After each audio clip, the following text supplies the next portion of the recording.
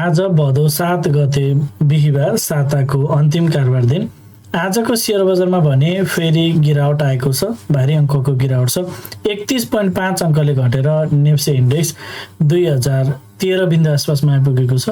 आजको शेयर बजारको अवस्था के कस्तो रहेछ, विभिन्न टेक्निकल टुल्सहरूको अवस्था के कस्तो रहेको छ, टेक्निकली नेप्सेको अवस्था के कस्तो रहेको छ, साथै आगामी नेप्सेको यात्रा के कस्तो रहन सक्छ, समीक्षा गर्नको लागि सदा चाहिँ आज पनि नेप्से एनालाइसिस लिएर म उपस्थित भइसकेको छु। नमस्ते, म लामिछाने हजुरहरूलाई मेरो यस युट्युब च्यानलमा हार्दिक स्वागत गर्दछु।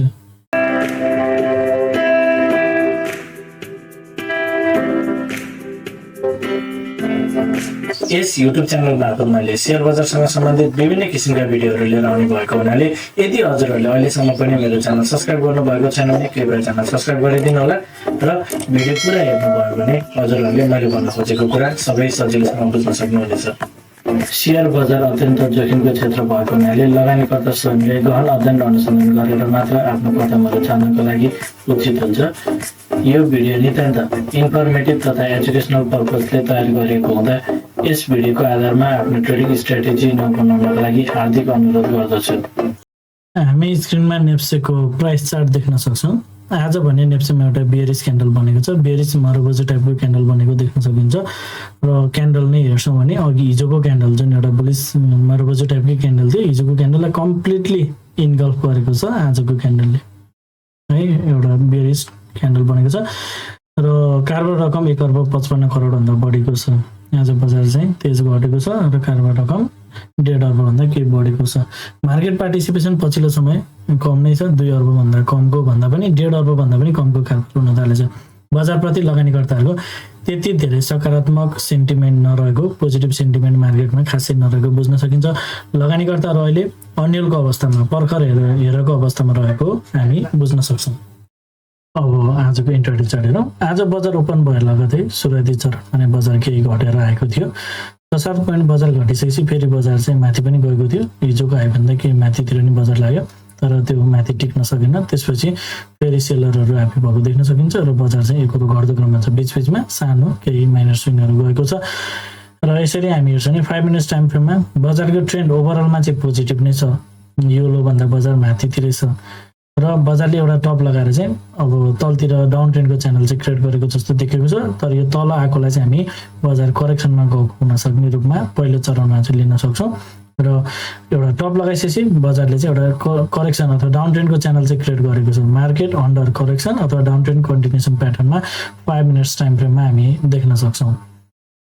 एउटा जानकारी, यदि हजुरहरू the smart money concept advance लेभलको टेक्निकल एनालाइसिसको कोर्स गर्न चाहनुहुन्छ भने कृपया स्क्रिनमा देखाएको नम्बरमा सम्पर्क गर्नुहोला। साथै यदि हजुरहरू मेरो सल्लाहमा सेयर खरिद बिक्री गर्न चाहनुहुन्छ, एज अ एडभाइजरको रूपमा पनि मलाई लिन चाहनुहुन्छ भने यही नम्बरमा सम्पर्क गर्न सक्नुहुन्छ। 9863805867 यो नम्बर हजुरले कल गर्न सक्नुहुन्छ, मेसेज गर्न सक्नुहुन्छ अथवा व्हाट्सएप पनि गर्न सक्नुहुन्छ। अब 15 मिनट्स टाइम फ्रेम हेरौँ। 15 मिनट्स टाइम फ्रेममा बजार चाहिँ यसरी लोवर हाई र लोवर लोको सिरिज गर्दै बजार चाहिँ 1990 सम्म आइपुगेको थियो। 1990 बाट बजार माथि जाने क्रममा चाहिँ यो हाईलाई पार गरेर बजारले चाहिँ एउटा अप ट्रेन्डको च्यानल चाहिँ क्रिएट गरेको छ। र यदि हजुरहरूले भिडियो रेगुलर रूपमा हेर्नुहुन्छ भने अघिल्लो भिडियोमा मैले चाहिँ हजुरहरूलाई सेयर गरेको थिएँ कि बजारले एउटा के माथितिर जाने खालको प्याटर्न चाहिँ बनाएको छ तर स्टिल अझै पनि बाई सेटअप सहित चाहिँ माथि गएको छैन। बाई सिग्नल सर्फेसले हामी हेर्छौँ, बाई सिग्नल देखिँदैन तर केही माथितिर जाने जस्तो चाहिँ देखिएको छ भन्ने कुरा गरेको थिएँ। माथितिर जाने किन देखियो भन्दा बजारले चाहिँ यो हाईलाई पार गरेर बजार माथितिर गएको छ तर स्टिल बजार चाहिँ एकरो रूपमा गएको हुनाले त्यहाँ चाहिँ कुनै पनि किसिमको बाई सिग्नल चाहिँ क्रिएट नभइसकेको भन्ने कुरा मैले हजुरहरूलाई सेयर गरेको थिएँ। र बजार चाहिँ यो माथि एउटा टप लगाएर 2052 टप लगाएर चाहिँ अब बजार तलतिर आइरहेको छ। यो हाईको दाँजोमा यता माथि चाहिँ यो हाई कन्फर्म भइसकेको छ। यो हाई भन्दा माथि 2052 मा अर्को हाई चाहिँ क्रिएट गरिसकेको छ मार्केटले। सो 2052 मा चाहिँ अर्को हाई क्रिएट भएको छ। यसरी हायर हाई बनेको हुनाले बजारले चाहिँ तल आउने क्रममा 15 मिनट्स स्ट्रक्चरमा चाहिँ लोवर हाई नै हायर लो नै क्रिएट गरेर बजार चाहिँ माथितिर जान्छ कि भनेर यो हिसाबले बजार फेरि माथितिर जान्छ कि भनेर हामीले हेर्न सक्ने पोसिबिलिटी चाहिँ रहेको छ यो 15 मिनट्सको स्ट्रक्चर अनुसार। तर 15 मिनट्स टाइम फ्रेमको स्ट्रक्चरमा पनि यहीँबाट बजार फर्किनको लागि चाहिँ बजारले फेरि स्ट्रक्चर चेन्ज गर्नुपर्ने हुन्छ। यो चाहिँ लाइभ चार्ट भोलिको दिनमा कस्तो फ्लो हुन्छ त्यो हेरेर चाहिँ हामीले थाहा पाउन सक्छौँ। अहिले नै यही रेन्जबाट चाहिँ बजार माथितिर जान्छ भन्ने कुनै त्यस्तो कन्फर्मेसन मिलेको छैन। जस्तो यहाँबाट माथि जाँदा बाइ सेटअप बनेर यहाँबाट माथितिर फर्किँदा पनि एक्ज्याक्टली यो पोइन्टमा आउने बित्तिकै बाइ गर्नुपर्छ भन्ने खालको कुरा चाहिँ त्यस्तो देखिएको छैन। यो रेन्जमा आएपछि बजारले कस्तो किसिमको प्राइस फ्लो गर्छ त्यो अनुसार चाहिँ हामीले हेर्नुपर्ने हुन्छ। अहिले बजार चाहिँ तलतिर जान खोजेको छ र बजारले चाहिँ आगामी दिनमा बजारले चाहिँ यहाँ आएर यो लोलाई चाहिँ ब्रेक गरेर यदि बजार यो केही रियाक्सन चाहिँ यो रेन्जबाट अवश्य पनि बजारले दिन्छ। कस्तो किसिमको रियाक्सन दिन्छ यसरी बजार चाहिँ फेरि तलतिर गयो भने फेरि बजार अर्को लो खोजी गर्न जाने बुझ्न सकिन्छ। यदि यहाँबाट माथि जाने क्रममा अहिले यतिखेरसम्मको लागि चाहिँ हामीले रेन्ज हेर्छौँ भने लगभग बजारले कम्तीमा पनि बजार माथि जान्छ भन्नको लागि चाहिँ कम्तीमा पनि बजारले चाहिँ यो लेभललाई चाहिँ पार गरेर बजार माथितिर चाहिँ जानुपर्ने हुन्छ। यो लेभललाई पार गरेर माथि गयो भने चाहिँ बजार केही माथितिर जाला कि भनेर भन्न सकिन्छ। अब आगामी प्राइस मुभमेन्टहरू हेरेर हामीले थाहा पाउन सक्छौँ अरू कुराहरू। अहिले भने क्लियरली बजार चाहिँ फेरि तलतिर जस्तो बढेको थियो त्यही हिसाबले चाहिँ तलतिर फल भइरहेको देख्न सकिन्छ।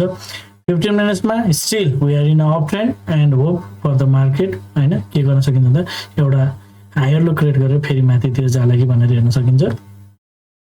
त्यसै गरी आवरली टाइम फ्रेम हेरौँ। आवरली टाइम फ्रेममा हामी हेर्छौँ यो लोको दाँजोमा 2000 को लोको दाँजोमा 1990 मा लोवर लो बनेको छ भन्ने कुरा थियो। सो लोवर लो बनेको हुनाले चाहिँ बजार माथि जाने क्रममा लोवर हाई नै क्रिएट हुन्छ भनेर हामीले पहिलो प्रायोरिटी हेर्नुपर्छ भन्ने कुरा थियो। सो बजार चाहिँ माथि जाने क्रममा 2057 देखि 2094 को रेन्जबाट चाहिँ बजार चाहिँ तलतिर फेरि पनि रिभर्स हुन्छ र अर्को लोवर लो खोजी गर्न जान सक्छ भन्ने कुरा हाम्रो रहेको थियो। तर यदि तल आउँदैन 2094 पार गर्छ भने चाहिँ बजार बुलिस हुन्छ अप ट्रेन्डमा जान्छ भन्ने कुरा थियो। अब अहिले बजारले चाहिँ 2057 पनि पुगेन 2052बाट नै बजार चाहिँ केही तल गएको छ। यसो सर्फेसली हेर्दाखेरि बजार चाहिँ जस्तो बढेको थियो फेरि आवरली टाइम फ्रेममा पनि हेर्दाखेरि तेज बढेको थियो तेज नै घटेको जस्तो देखेको छ। यो लो हाई हुन सक्ने प्रोबेबल सम्भावना छ है। यो चाहिँ मोर प्रोबेबल हुनसक्छ यो लो हाई नै हुनसक्छ र बजार चाहिँ यो लोलाई ब्रेक गरेर अर्को लोको खोजी गर्न जान सक्छ भनेर हामीले हेर्छौँ। आवरली टाइम फ्रेममा हाम्रो केही पनि स्ट्रक्चर बिग्रेकै छैन। बजार माथि गए पनि बजारले लोअर हाई नै क्रिएट गरेर तलतिर आउँछ भन्ने पहिलो प्रायोरिटी थियो। त्यो अनुसार नै बजार चाहिँ चलिरहेको छ। हिजोको एनालाइसिस जस्तो थियो त्यो त्यही नै छ। त्यसै गरी daily time frame daily time फ्रेममा बजार माथि जाने क्रममा एक्ज्याक्टली यही पोइन्टबाट बजार चाहिँ रिभर्स हुन्छ भनेर भन्न सकिने कुरा छैन भन्ने कुरा थियो र बजार चाहिँ माथि जाने क्रममा यदि 2094 पार गर्यो नि माथितिरको टार्गेट 2094 पार नगर्जेलसम्म चाहिँ बजार कुनै पनि पोइन्टबाट तलतिर आउन सक्छ भन्ने कुरा थियो। र तल आउने क्रममा पनि बजार चाहिँ यो जुन 1990 को सपोर्ट छ योभन्दा तल नगएसम्म अझै पनि माथितिर गउने चान्स छ भन्ने कुरा थियो। त्यो स्टिल भ्यालिड छ। तर आज चाहिँ कम्प्लिटली हिजोको क्यान्डललाई कम्प्लिटली इन्गल्फ गरेको हुनाले यसले चाहिँ बेरिस क्यान्डल मात्र बनेको भन्दा पनि अगाडिको क्यान्डललाई चाहिँ कम्प्लिटली इन्गल्फ गरेको छ। यसले चाहिँ बजार केही तलतिर जान सक्ने इन्डिकेट गर्छ। बजार हाइली चान्स छ कि यो अगाडिको लोलाई चाहिँ ब्रेक गरेर बजार तलतिर जान सक्छ भन्ने चाहिँ एउटा चान्सेसहरू चाहिँ बढ्दै गइरहेको छ। तर जबसम्म ब्रेक गर्दैन तबसम्म पोसिबिलिटी भनेको स्टिल यहाँबाट फेरि फर्दर केही माथितिर जान सक्ने चाहिँ हुन्छ। जबसम्म यो लोलाई ब्रेक गर्दैन स्टिल यो लोलाई ब्रेक नगरिन्जेलसम्म यहाँबाट चाहिँ बजार केही साइडेज बस्ने अथवा फेरि केही माथि गएर अनि बल्ल यसरी तलतिर झर्ने त्यो पोसिबिलिटी चाहिँ स्टिल पनि छ। अब क्यान्डल हेर्दाखेरि चाहिँ आजको क्यान्डल हेर्दा चाहिँ त्यो चाहिँ तलतिर झर्ला जस्तो छ। तर यो हिजोको क्यान्डल एउटा रिभर्सल क्यान्डल छ र अगाडिको यो क्यान्डल हामीले हेर्छौँ भने चाहिँ एउटा पावरफुल क्यान्डल छ। अगाडिको क्यान्डलको लिक्विडिटी पनि स्विप गरेको हुनाले यो क्यान्डललाई चाहिँ मार्केटले इजिली ब्रेक नगर्ने हामी बुझ्न सक्यौँ। केही साइड चाहिँ बस्न सक्यौँ। आजको क्यान्डलको प्याटर्न हेर्दाखेरि फर्मेसन हेर्दा चाहिँ बजार फेरि तेजै तलतिर घट्ने कुरालाई नकार्न मिल्दैन। आजको क्यान्डल हेर्दाखेरि चाहिँ एउटा बेरिस क्यान्डल बनेको छ। अगाडिको हाई र लो दुईटैलाई चाहिँ ब्रेक गरेको छ इन्गल्फ गरेको छ। सो यसले चाहिँ बजार तलतिर जान्छ भन्ने स्वतः इन्डिकेट गर्छ। अब कन्क्लुजनतर्फ जाउँ। डेली टाइम फ्रेमबाटै जान्छु। डेली टाइम फ्रेममा बजार चाहिँ एउटा जस्ट घटिरहेको बजार माथितिर जान खोजेको थियो।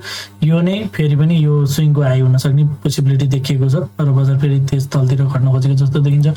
आवरली टाइम फ्रेममा बजार माथि जाने क्रममा लोअर हाई नै क्रिएट गर्छ भन्ने कुरा थियो। यो लोअर हाई हुन सक्ने पोसिबिलिटी छ। फेरि यो लोअर हाई क्रिएट गरेर बजार तलतिर जान्छ जस्तो देखिएको छ। अहिले हामी हेर्छौँ भने डाउन ट्रेन्ड कन्टिन्युसनमै छ करेक्सनमा गइरहेको अवस्थामा देखिएको छ। र 15 मिनट्स टाइम फ्रेममा चाहिँ बजारलाई हेर्छौँ भने बजारले यो हाईलाई पार गरेर यता माथितिर चाहिँ गएको हुनाले हायरै बनाएको हुनाले बजारले चाहिँ एकचोटि चाहिँ फेरि पनि माथितिर हायर लो क्रिएट गरेर फेरि बजार चाहिँ माथितिर जान्छ कि भनेर हेर्न सकिन्छ। तर अहिलेसम्म हामीले हेर्दा चाहिँ बजार कुनै पनि रिभर्सलको इन्डिकेसन छैन, घटिरहेको देखिएको छ र 5 मिनट्स टाइम फ्रेममा पनि हेर्छ भने बजार घटिरहेकै देखिएको छ, कुनै पनि किसिमको रिभर्सलको इन्डिकेसन मिलेको छैन। र सर्फेसली यसलाई छोटाउनु पर्दा चाहिँ 5 मिनट्स र 15 मिनट्समा अझैसम्म पनि अझै पनि माथितिर जान्छ कि भन्ने खालको देखिएको छ भने आवरली र डेली हेर्दाखेरि बजार चाहिँ करेक्सनमा नै छ, करेक्सनमै थियो, जस्ट एउटा माथितिर पुलब्याक मात्र गएको। बजार चाहिँ मेजर ट्रेन्ड चाहिँ घट्ने, बियरिश चाहिँ डाउन ट्रेन्ड चाहिँ मेजर ट्रेन्ड हो, करेक्ट इम्पल्सिभ चाहिँ डाउन ट्रेन्ड हो भने यो माथि गएको चाहिँ करेक्टिभ मुभ हो। सो अप ट्रेन्ड जति गइरहेको छ यो सबै करेक्टिभ मुभ हो अहिलेको डेली टाइम फ्रेममा। सो बजार चाहिँ एउटा मेजर डाउन ट्रेन्ड भएको हुनाले डाउन ट्रेन्ड कन्टिन्युसन प्याटर्नमा छ भनेर डेली र आवरलीमा हामी हेर्न सक्छौँ। हजुरहरूलाई भिडियो के कस्तो लागिरहेको छ कमेन्ट मार्फत जानकारी गराइदिनु होला। भिडियो मन परेको छ, उपयोगी भएको छ, भिडियोले हजुरहरूलाई केही न केही सहयोग पुर्याइरहेको छ भने भिडियोमा एक लाइक भने अवश्य गरिदिनु होला। साथै च्यानलमा नयाँ हुनुहुन्छ, पहिलोपटक हेर्दै हुनुहुन्छ अथवा अहिलेसम्म पनि च्यानल सब्सक्राइब गर्नुभएको छैन भने च्यानल सब्सक्राइब गरिदिनु होला भन्न चाहन्छु। हवस् त, धन्यवाद, नमस्ते।